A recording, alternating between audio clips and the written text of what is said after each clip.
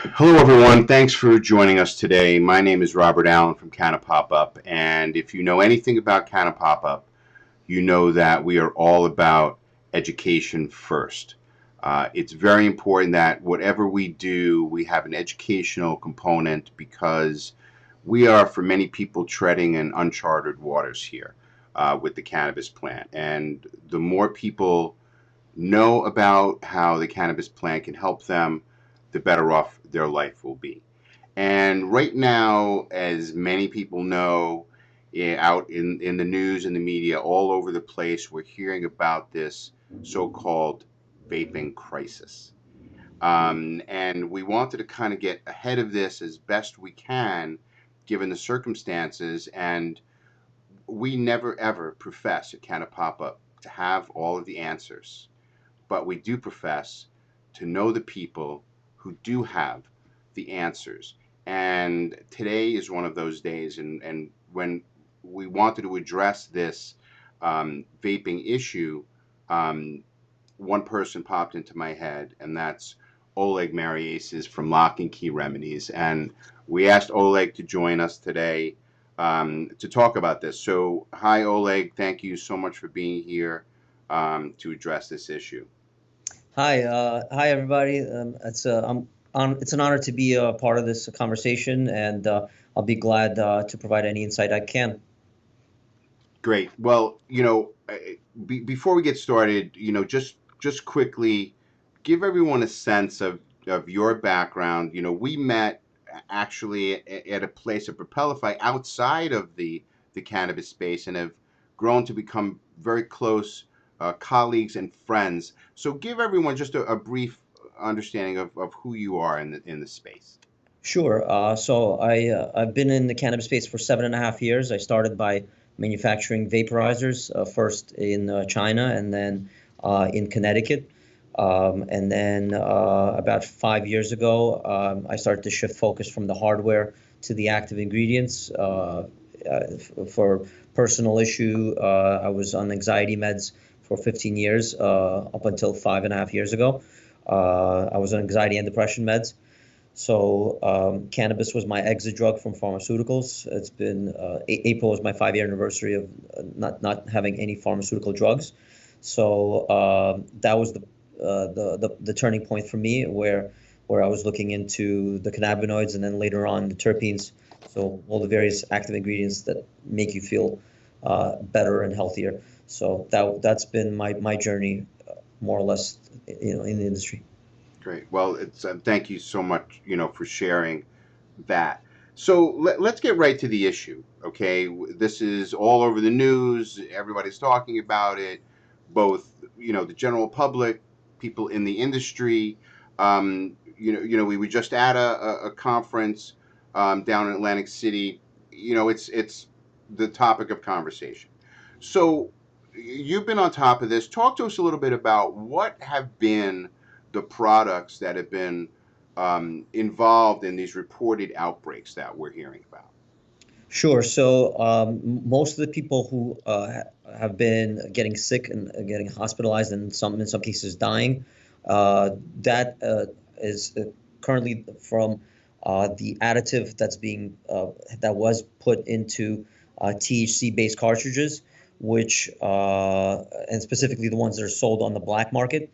And this started taking place about 3-4 years ago, when people who were using THC-based vape cartridges would flip their cartridge to see how fast the bubble moves, and people were looking for slower moving bubbles, because then they thought it would be less diluted and more of the original extract in form of a distillate, which they were being sold as. They were being sold as distillates.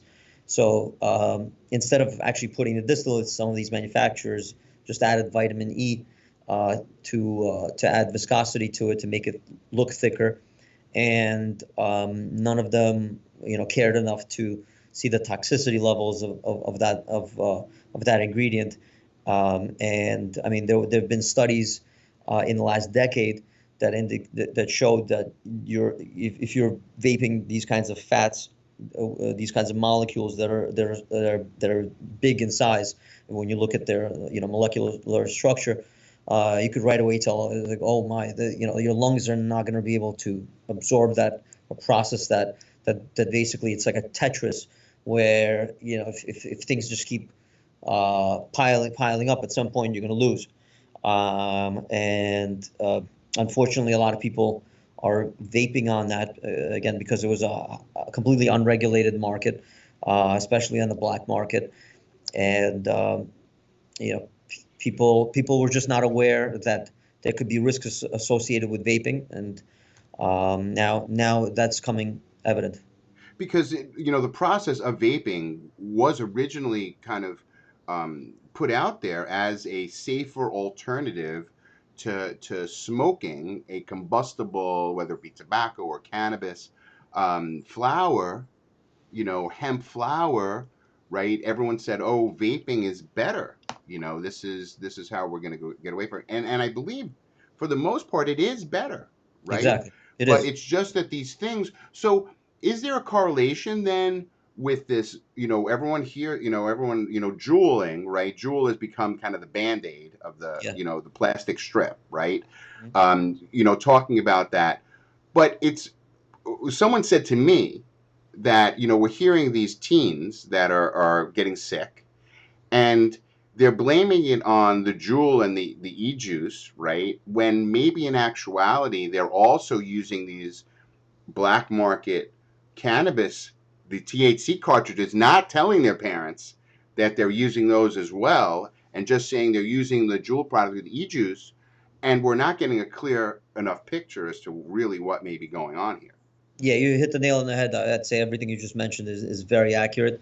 In this case, ironically, tobacco industry, and because they own a good portion of Juul and other similar vapes, because they've been pivoting, especially in the last year or two, into the vape market, out of cigarettes, and now they're kind of they're not an innocent bystander, because they're definitely guilty of their own harmful toxins that they put into the jewels, that are addictive, that are beyond nicotine. And again, that's why the Cuomo and the FDA are now taking steps into that. But what triggered that didn't really have much to do with them. Right. It kind of there It's was just the a fact. fallout that hit Yeah, them. it's a Yeah. fallout. Exactly. It really is a fallout. But in the case of what really is getting people sick, they're technically not the culprit of that. So it's, and again, it's more of on the THC illegal market. And I gotta say, I see. I visit distributors, vape distributors, regularly, and I see what on the shelves, what they're selling to shops that are then selling things to the consumer, and a lot of the products are sold as distillate, and you could see the ingredients there are inadequate, and you could tell that some of them definitely have vitamin E, some of the same compounds that are getting people sick on the legal THC side. They're also being used in so-called CBD vapes, and besides that, there's a lot of other variables that are an issue. Besides vitamin E, besides what's getting people into the Sure. hospital and killing them right now, there's many other variables that are not being considered or addressed by the news yet, but they're definitely making people sick, and have So compounding talk negative. about that a little bit, because it isn't just limited, right, to the what's in the cartridge. Sometimes it's the cartridge itself might be Ex- leaching things into. You may have a great product in the cartridge and a bad cartridge that's then causing problems with what you're inhaling. So Exactly. there it's you have to be careful. So when you're looking at, because we tell everyone, right, we vet to the best of our ability all of our CBD brands at our events. We we we tell everyone you must ask for lab reports and see Yeah, lab reports. exactly. But once we do that and we see what these lab reports say, what are we looking for in these lab reports, or what don't we want to see in the lab reports when we're looking at it?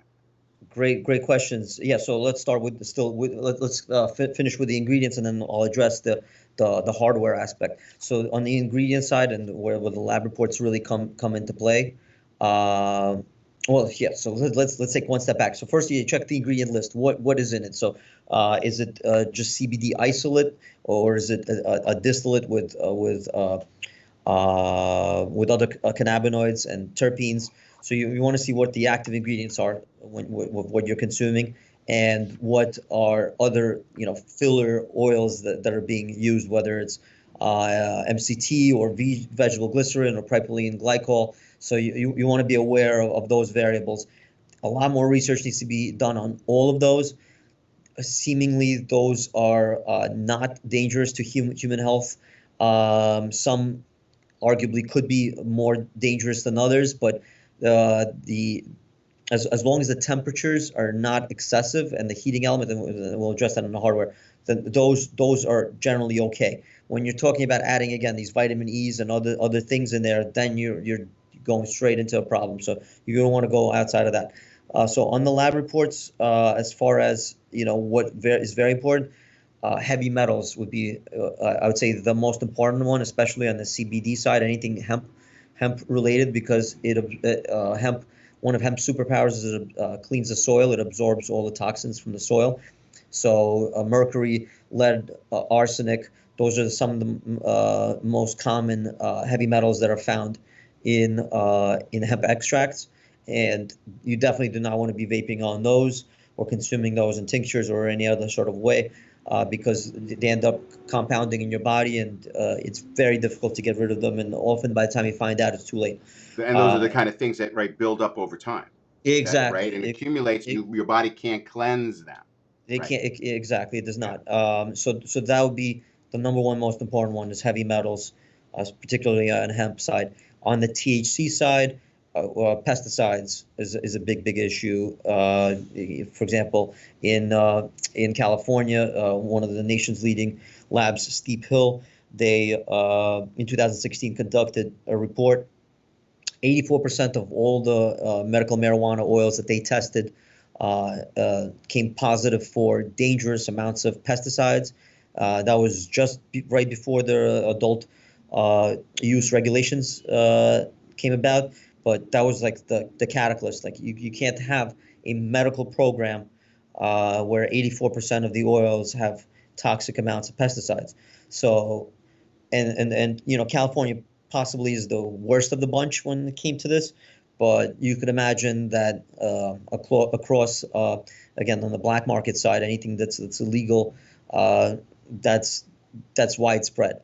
In California and outside of California, wherever no one is looking at these things, Right, sure, and it's lack of oversight. That's really what it is. No one is checking up on anything, and exactly. not to interrupt you, but I remember seeing just recently on Instagram all of these companies that were printing up the counterfeit packaging.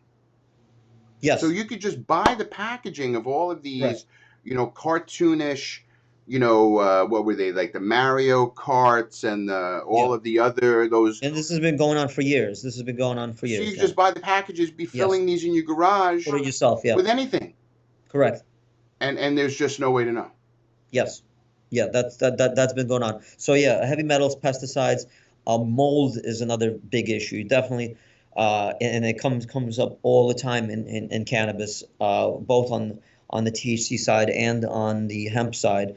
There's instances.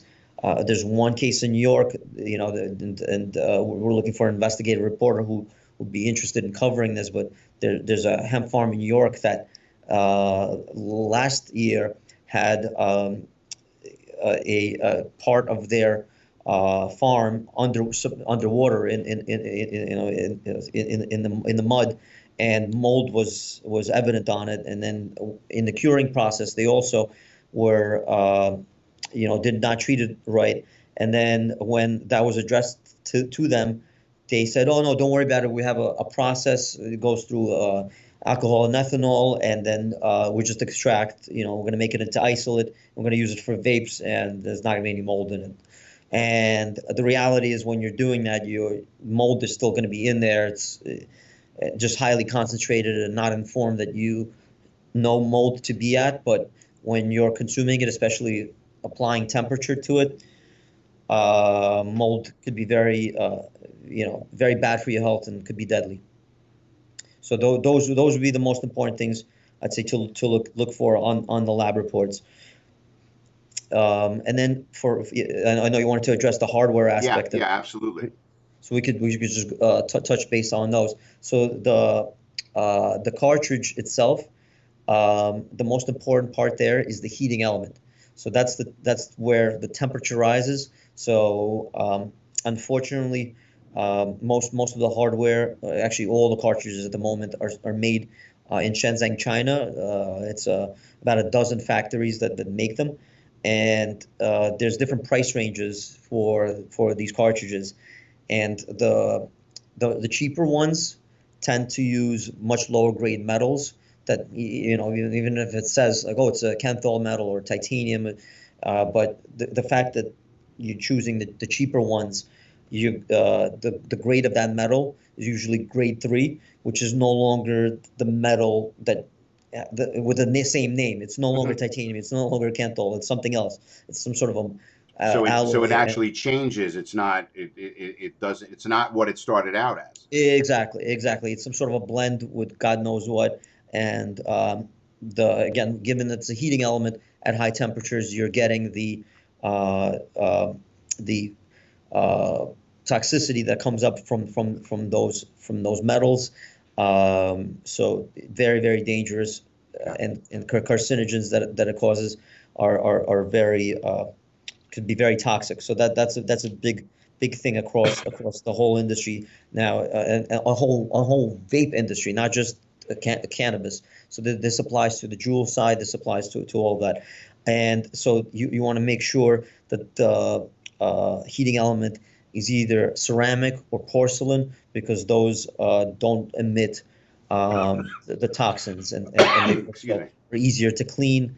So and you want non-porous materials for that. And then the other variable is the temperature itself, because if the heating element, and this is regulated by resistance levels, so the heating element, you want it to max out at a spot where it's below combustion, where the more carcinogens are released. So wherever you're vaping at a certain temperature, it starts changing its molecular structure, and it could become carcinogen. It could be harmful or cancerous to you, and that's again where your body and your lungs start breaking down. So So what's the temperature rule of is very. thumb then in vaping?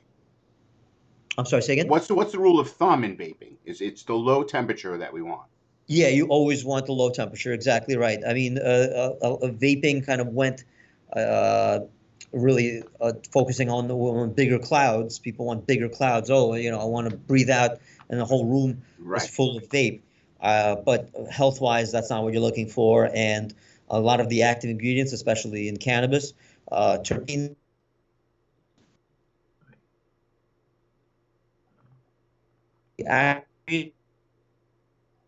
for any sort of other ingredients that are there, and better for the hardware. Makes sense. It makes sense. So the thing is, I think people, the advice here is you have to continue to stay informed. Find people that you trust, because we're going to be, and it's only going to increase over these coming weeks and months. The information that's going to come our way, the bans that are going to be put into place, the reactionary function of government as we see Exactly. it, right, in Yeah. action here. Everyone is reacting to this. They're putting Yeah. up Panic button. bans. Yeah. People are worried about the children, right? As we should. Exactly. Okay. Maybe this was the wake up call we need for parents to Correct. say, hey, you need to sit down with your kids, and Exactly. just because this is legal, because this does not, let's be clear here. What we're talking about here is for adults. Okay. Absolutely. Children, young people should not be doing it. It is illegal for them to be doing this. Okay. Exactly. We can't even address that issue because they shouldn't be doing it. So Agreed. there has to be some mechanisms in place, either from local government, townships, or whatever, and parents. Exactly. Parents need to be talking to their children and explaining that when you become an adult and your brain is completely formed and all of that, right? Then you can talk about how you want to utilize these things in your life. But children should not be vaping anything. Definitely, Period. definitely not. Okay. Yep. If you need to get this medicine, there are other ways, other Exactly. delivery methods that will be just as effective Agree. for a young person. Okay. So there's a lot of responsibility across the board here. Okay. This cannot be put onto one industry or one portion of an industry or anything like that. This is a community issue. It's time for people to be aware, wake up. Don't look away. This is something we need to address, Yes. and we'll get through it. We'll get through it, Exactly. but don't panic. Find out good information. Trusted sources like we have here, and don't be afraid to ask questions because we do have people that can address it and answer these questions and allay your fears and concerns. And listen, and if you feel comfortable laying off vaping for a while to see what happens, totally cool. That's Exactly. fine, right? No problem. Better be But safe than sorry. absolutely, and there are always alternatives. Yep. It was very funny. I don't know who came out and said it, or if it was like doctors are saying that, but what they're saying is, go smoke a joint. Um, Go back you to the know, basics. roll up some hemp flower, Right. and smoke it, right? But again, you have to know where everything is coming from. Still the same. Some It's of the same issues. Yeah. trusted Exactly. sources. Check the reports. Get face to face. Eye contact means a lot. When someone's trying to get over on you and can't be trusted, and that's why our events are so important. Because yeah, you can order online and all of that, but I know for a fact people enjoy talking to you up close and personal, asking those questions that maybe they wouldn't feel comfortable asking in an email, Correct. right? So don't be afraid to meet the people behind the brands because that tells so much of the story. And we are proud to have you as part of our Canna Pop Up Thank you. family. I feel honored to be a part of it. You are the co-founder, right, of Lock Key Remedies and the director of education. And I think the director of education title is the most important title Thank you. because you for us have become truly a trusted resource. We always Thank know you. we can go to Blessings. Oleg for Blessings. Thank you so much. answers. So thank you for taking the time to share this very, very important information. We've Anytime. been talking with Oleg MaryAces, who is director of education and the co-founder of Lock and Key Remedies. Oleg, I look forward to the next time we're together. Thank you so much, everybody. Take care. See you all soon. Thank you again. Bye bye.